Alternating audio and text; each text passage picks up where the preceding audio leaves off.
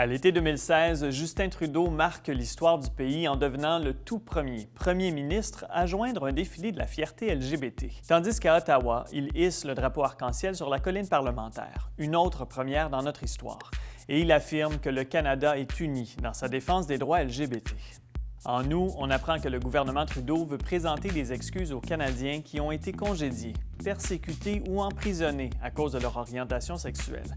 Car même après 1969, année où Trudeau père a décriminalisé les actes homosexuels entre adultes consentants, le pays a longtemps mené une véritable chasse aux sorcières contre la communauté LGBT.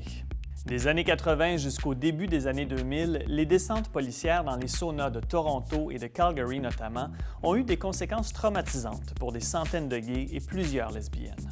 La traque aux minorités sexuelles n'a pas épargné les rangs de l'armée. Début novembre, des hommes et des femmes qui ont été congédiés des forces canadiennes en raison de leur orientation sexuelle ont lancé des recours collectifs contre le gouvernement fédéral.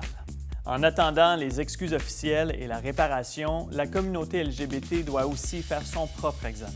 Car comme l'a démontré la manifestation du mouvement Black Lives Matter lors du défilé de Toronto cet été, certains groupes se sentent exclus, voire victimes de discrimination, et ce, de la part de leurs propres confrères et consoeurs.